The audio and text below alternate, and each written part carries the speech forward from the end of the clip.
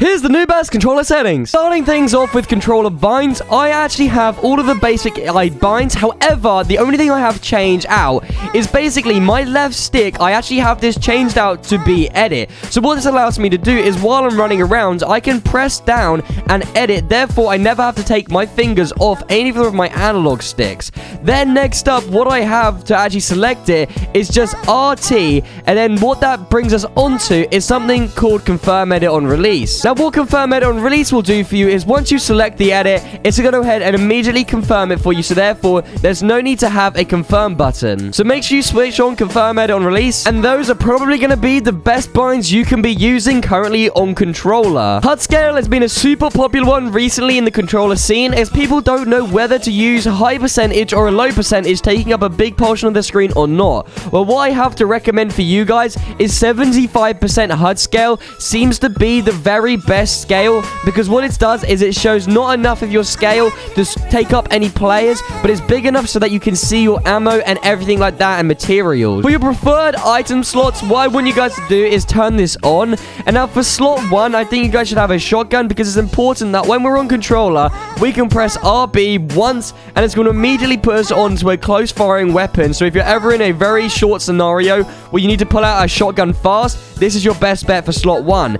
Then slot 2, I think an assault rifle works well, because honestly the ARs currently are just as good. Or even if you want to go ahead and put an SMG to go ahead and use that new micro SMG because it's super overpowered, you can do so. And then slot 3 and 4, consumable items such as minis and med kits. And then lastly, slot 5 can be either a crossbow, it can be a grenade, it can be anything that's useful. So all you have to do is press LB once and you'll get straight there. Super random, but in terms of colorblind mode, I think Tritanope and then using the blind mode, a strength of 6, is actually probably the best one. I think it brings out the best colors in the game, and it can actually reveal some of your opponents a lot better and make them more visible. A setting that I always like to touch on, which is auto open doors. And now, in case you ever fail a controller edit, what it's going to go ahead and do is instead you edit a wall instead of a Dorito edit. What you're going to go ahead and do is have a wall that's going to go ahead and automatically get opened up for you, because you have the saying auto open doors turned on. So turn that on. Now, I forgot to mention earlier that the left stick is used for actually editing.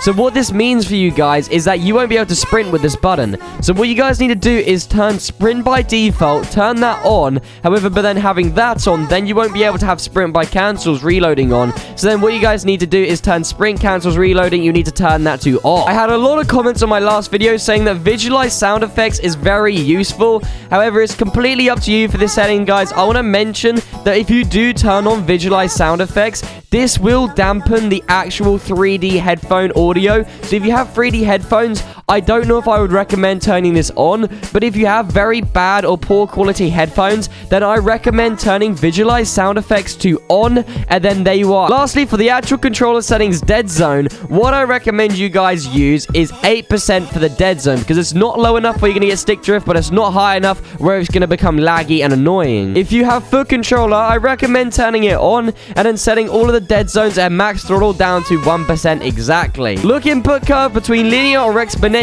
is up to you, but I've personally found in the new season exponential to have the strongest aim assist, so you guys can use whatever you want, but I'm using exponential. For ADS speeds, I always say to match your ADS speeds with your Deadzone. So match it with your Deadzone, 8%, so use 8% for these. Now, before we give you the main controller settings you've all been waiting for, make sure to enter in my V-Buck giveaway by dropping a like on the video, subscribing to my channel, and commenting your Fortnite usernames down below in the comment. Alright, now the main controller settings you guys have been waiting for.